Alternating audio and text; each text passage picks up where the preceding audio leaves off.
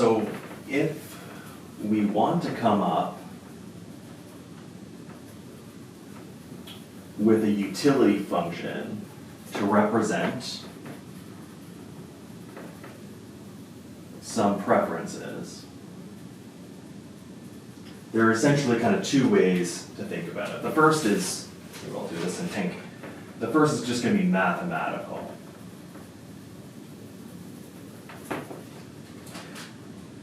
We could find a function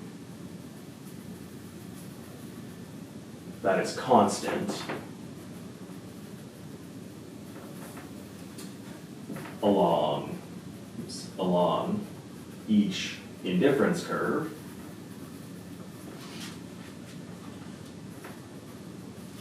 and assign higher numbers to higher indifference curves. So that's one way to do it. The other way, it's going to seem a weird way to put it maybe, and this is kind of given the description of the preferences.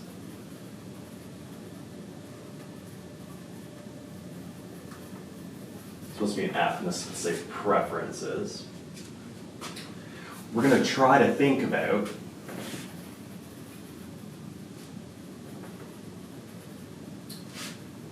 what the consumer is trying to maximize.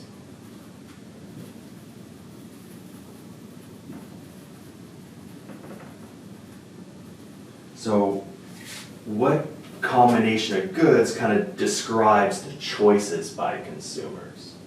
And this is going to seem really weird. I don't know if that even kind of makes sense to you, but this is going to become, with a little bit of practice, easier to kind of do. But let's just go through a few examples that we saw in chapter 3. So perfect substitutes, perfect complements. We'll talk about like well-behaved preferences, which is going to kind of be like Cobb-Douglas, and we'll talk about quasi-linear as well. So let's just go through them, and I think this will be a little bit more clear. This might seem a little kind of out there, you're not sure what I'm even saying, but let's go through a few examples, and hopefully that will kind of firm up what I'm trying to get across here. So let's start off by looking at perfect substitutes, which is that first kind of example that we did when we looked at preferences. So we kind of talked about, if you remember, all that mattered was the total number of pens in our example.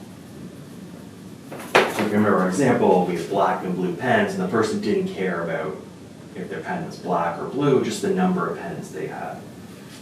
So remember, black and blue pens where color did not matter.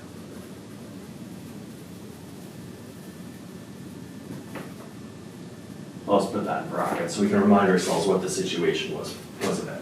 Well, the utility function to represent this is just simply x1 plus x2, right? We just care about the total number. We're willing to perfectly substitute one black pen for one blue, or one blue for one black pen. Now we could, again, to be clear, we could take any monotonic transformation of this utility function, and it represents the exact same preferences. So we could have v of x1, x2, which is x1 plus x2 squared, which equals x1 squared plus 2, x1, x2 plus x2 squared. And these represents the same thing. This is just a monotonic transformation.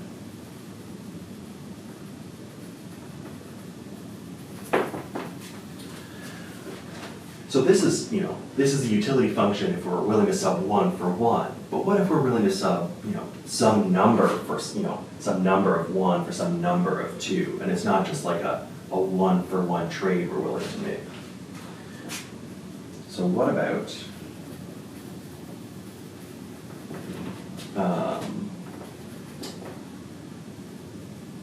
different than 1 to 1 rate of substitution. So you don't have one black for one blue pen, but some number of black pens we're willing to give up for some number of blue, and we'll still just be just as happy. Well, then we can, if we want to make it more general, the utility function looks something like this, where A and B are positive constants.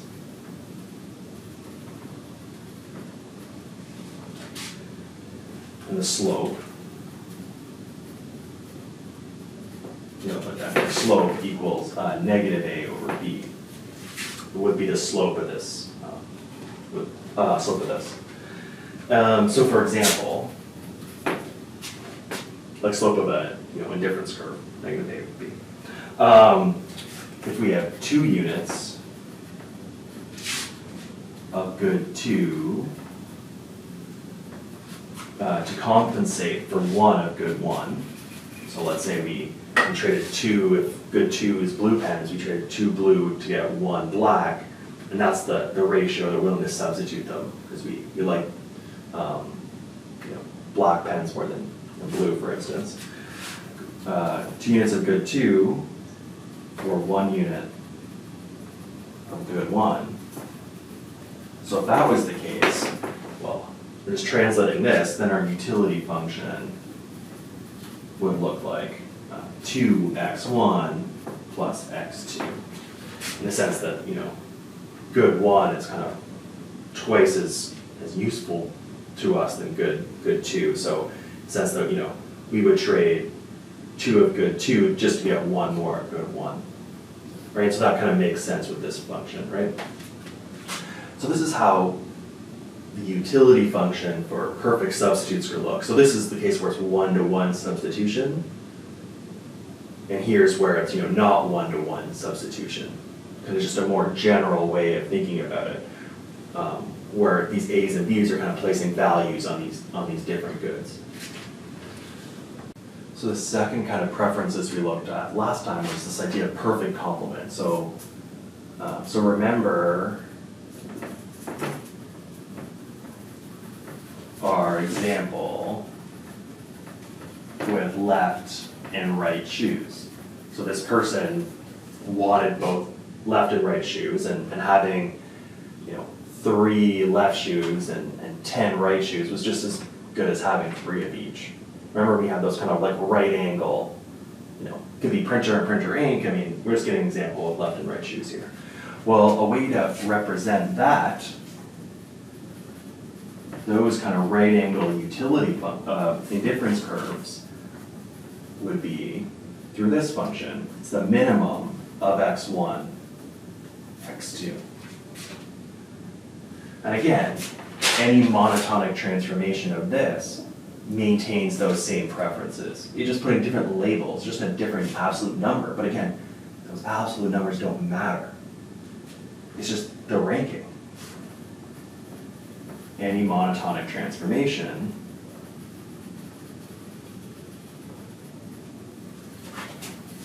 also works.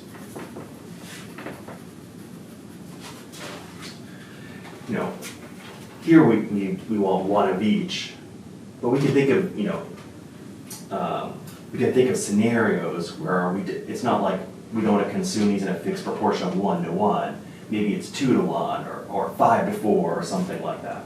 So just like the perfect substitutes, let's just give a more general one and then a quick example to show how you can use that general formula. So what if the fixed proportion that we want to consume these goods in, instead of 1-to-1 like it is with these left and right shoes, is something different. Is fixed proportion, let's just write it out, proportion was different, or is different, than 1-to-1. Because that was kind of the really simple one we gave last time. Well, if we want to do that, then the utility function of these two goods, again, it's the min, but again, we're just going to use a couple of constants to talk about, the fixed proportions that you want to consume these goods in.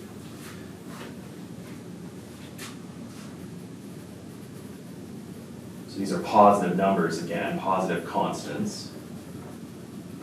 And they represent the fixed proportion that you want to consume them in. So the proportion